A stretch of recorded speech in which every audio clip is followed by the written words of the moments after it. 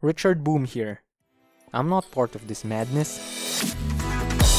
Must have been to a higher ground, lifted up to a bed. I'm not part of this madness. You are listening to a 2-part episode about money. Mula mula mula. I don't know the level of understanding you have, and I don't mean to insult your intelligence if I talk about something as basic as money. I mean, we all talk about it, we all work for it, and we all want it.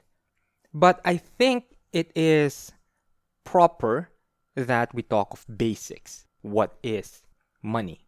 Is money evil? How is money created? Did you ever ask yourself that? Or do you know how money is created? Again, I don't mean to insult your intelligence if you already know, but I think it warrants a conversation about money. For the reason that a lot of people still don't understand the nature of money. Not because money is complicated. In fact, money is simple and easy to understand. People don't understand money because they pile a lot of concepts and beliefs and subjective feelings over money that the real meaning or nature of money gets obscured. Because people forget the history or the origins of money. And you know what we say about people who don't study history?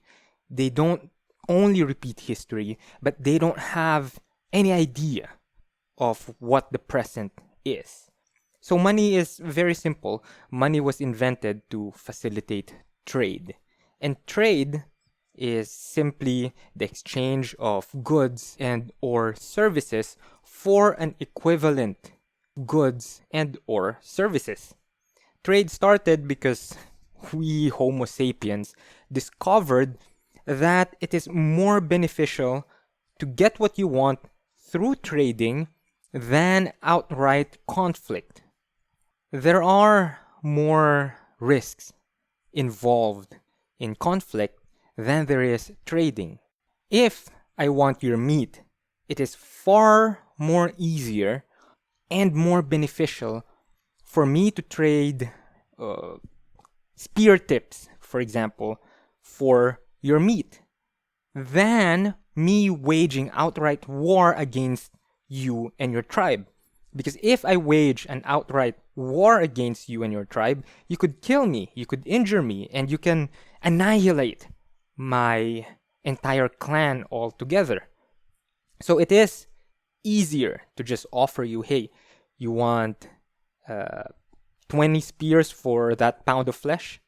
It's much easier like that and less risky. Nobody wants to die, and surely those humans who started trading don't want to die.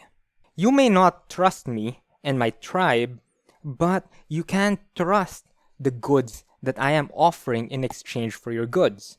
Because the goods that I am offering have an objective value that you could verify for yourself. So even if you don't trust me, you at least trust that the spear tips are sharp.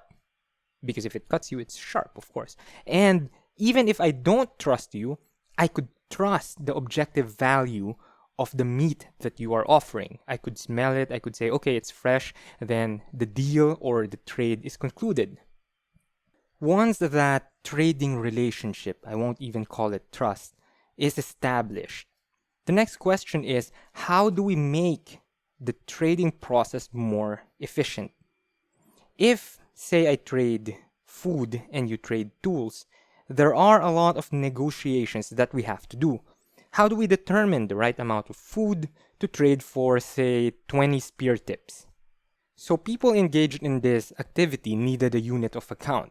Also, if you are trading food, your goods, they will eventually deteriorate over time. I mean, you cannot keep food for a very long time. So you needed something where you can store the value of your goods.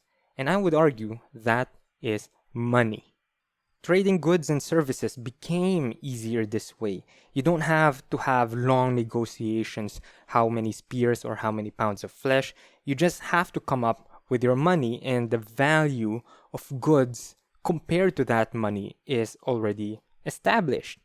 You also don't have to lug around carcasses if you want to trade spear tips. You just come with your money and exchange it for an equal amount of spears. And same for the other guy. So as you can see, money is simply a medium of exchange. It is a tool for people to exchange goods and services with. It facilitates and makes that transaction easier. That is something that people tend to forget.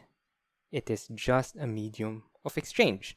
And to be an efficient medium of exchange, money has certain characteristics that a lot of economic items do not have. One of those characteristics of money is general acceptability, meaning it should be taken without objection when exchanging for economic items. And part of that general acceptability of money is money should be identifiable. Those who use it should easily recognize or identify money. It should be distinguished or distinct from other objects. You cannot just come up to me and say, "Hey, this is a gold coin and I would like to exchange this gold coin for a Mercedes-Benz." If I don't recognize that gold coin as money or as a valid medium of exchange for my Mercedes-Benz, then I would not accept that and the transaction will not work. One of the most important characteristics of money is money, and I think I've mentioned this in the beginning, money is a unit of account, meaning that it represents the value of an economic item. In other words, you can assign a specific unit of money to represent the value of, let's say, a loaf of bread or a MacBook Pro. So that is what it means to be a unit of account. Money should also be portable, meaning you could easily transport it, you could put it in your pocket, and you could put it in your bag, and you can store it in a drawer. I mean, you can use a barrel of oil as money, but that would not be portable. It's not practical. You cannot carry a barrel of oil on your back if you're doing your groceries, right? On that note, another characteristic of money is durability. Money should be durable. It should not deteriorate over time or evaporate like a barrel of oil. If you use oil as money, oil will just evaporate. Or if you spill it, it's gone. So it's not particularly effective at being a medium of exchange. Money should also be divisible. And I think that is self-explanatory, meaning you could divide money into smaller quantities. You can divide, for example, $100 into $20 and $1 without losing the original purchasing power of that $100, which necessitates this next characteristic of money called fungibility. Fungible. In layman's terms, that means it's mutually interchangeable. It should be replaceable by another identical item. $1 in your pocket is the same dollar in my pocket. $1 in your pocket can buy the same item as $1 in my pocket. So that is fungibility. And finally, the most important characteristic of money is a store of value. This is probably the most important characteristic of money, is that it can store value. This is what makes money so valuable and also so complicated. Time and energy and your economic potential is a use it or lose it kind of thing. And when we work, what we are actually doing is we are storing our limited time, effort, and economic potential into that medium of exchange called money. Why do I say that? I know a lot of people will disagree with this, but imagine it like this. If you want to have more time during the day, what do? Say you need to clean the house. Nobody ain't got time for that. Oh, so okay. If you could afford, what you are going to do is you are going to hire someone to clean your house. What you are essentially doing is you are using, or you are, in a sense, releasing that time and energy stored in that unit of account, in that unit of money. So you don't have to clean your house and use your own time and energy, but rather use somebody else's time to do the cleaning of the house. People who have cancer or medical illnesses, what they are doing is they pay for a treatment to have more time. Time they stored in money. Of course, time itself has an economic value, not only things. Working as a podcaster has economic value. And I store that economic value, my limited time, effort, and energy for future use in the form of your donations. Patreon.com/I'm not part of this madness, or for cryptocurrencies and PayPal, go to I'm not part of this madness.com/donate. So if, say, I want to buy a MacBook Pro 3 months from now, I can use that money that represents my economic value in exchange for another economic value in the form of a MacBook Pro. Remember, trade is the exchange of goods and services for an equal goods and services. So how did we get from unit of account and unit of trade to money is evil, money is the root cause of all evils? How did we get from there? The thing is, money is not a physical, material invention per se. It's more of an abstract, metaphysical invention. It is not a concrete object, but a metaphysical object. To be a unit of account and be divisible and become a store of value requires a very high level of abstraction.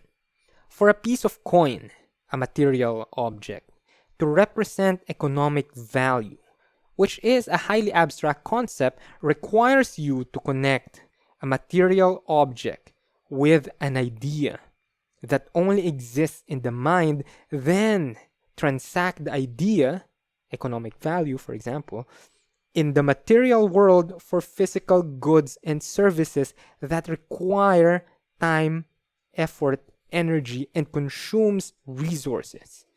So in a sense, you are trading a metaphysical object for a material object, and that requires a high degree of thinking and abstraction. We don't think of it now, but probably the first people to use money has put a lot of thoughts in it. This is where people get confused. People confuse the concrete object with the metaphysical object and the ideas that it represents. And this is probably why people spend themselves to death with credit cards. They can't see their credit cards running out because the value of money is not in that 2x3 plastic, but it is in the mind. Because value of money is in the mind, it is easy to attach beliefs, emotions, moral values, and other concepts to money, especially for people with lesser intellectual capabilities, I should say. You can feel good about spending money, but if you can't connect money with the objective mathematical value of money, well, I'm sorry to say, but you're fucked. Since money represents something so personal as time, and our economic values as a human being, as a unique individual, I think the value of money became synonymous with that individual. In that sense, it is easy for people to say money is evil because there is no distinction between the individual and money. They've merged the individual to money. It's easy to say money is evil because people steal to gain money. It's easy to say money makes people evil. No. The person who steals money is evil, not money. People with virtues and morals don't suddenly become evil just because they got more money. So let's get your beliefs surrounding money straight. Money has no intrinsic value other than the value of the material itself. If your money is gold and silver, then the value of that money is the commodity value of gold and silver. You can use it for electronics or other industrial applications. If your money is paper, then the intrinsic value of that paper money is kindling or toilet paper. If your money is glyphs on a computer, I think I don't need to say that the intrinsic value of your money is nothing but air. So is money evil? No, money has no intrinsic value either. Money doesn't do anything. If you put $100 on the table, it doesn't bite, it doesn't kill, it doesn't abuse children, it doesn't rape women, it does not heal the sick and the dying either. Money in itself doesn't do good and evil. It's a tool. Money doesn't do evil. Humans do. Saying, oh, money is evil is like saying, my kitchen knife is a murderer and guilty of killing and raping the intern. No, it's not the kitchen knife that did those horrendous things. It's the person wielding the knife. Of course, people are uncomfortable looking at money in any objective way. Those who are bad at accumulating money don't want to hear positive things about money or what money really is. Because if they do, it might make them feel bad and uncomfortable. Those who are good at accumulating money loves money and what they can do with it. Those who are bad at accumulating money, there's no saving these people. First, they suck at accumulating wealth. So they have to distort ideas about money, which leads them not to learn how to earn and manage money, which leads them further to not accumulating money, which then reinforces their negative beliefs about money. Then the cycle begins again. No money, money is bad, not able to accumulate money, therefore money is bad and evil, and blah, blah, blah, blah, blah, blah, blah. If you reject money by thinking money is evil, then you'll never be rich. You are never going to accumulate wealth or money. Otherwise, you would be accumulating or working to gather that which is immoral or evil to you. And surely you wouldn't want something evil. So what happens is those people who think money is evil, they get rid of that evil as soon as they get it. I hope I opened your eyes and I hope I straightened some of your beliefs surrounding money. If so, please share to your friends. More importantly, please subscribe on vid.me/RichardBoom. I really need 50 followers to get my VidMe channel verified. Follow me on gab.ai/RichardBoom. I'm also on minds.com/RichardBoom. If you still think money is evil, let me help you take that evil away from you. Send your evil money to patreon.com/I'm not part of this madness. I need your money. And next time we are going to talk about part 2 of our money series, how money is created and the particular problems of our monetary system. Thank you for your attention, and hopefully thank you for the money that you are going to send my way. See you soon. Boom. You should know a thing about me.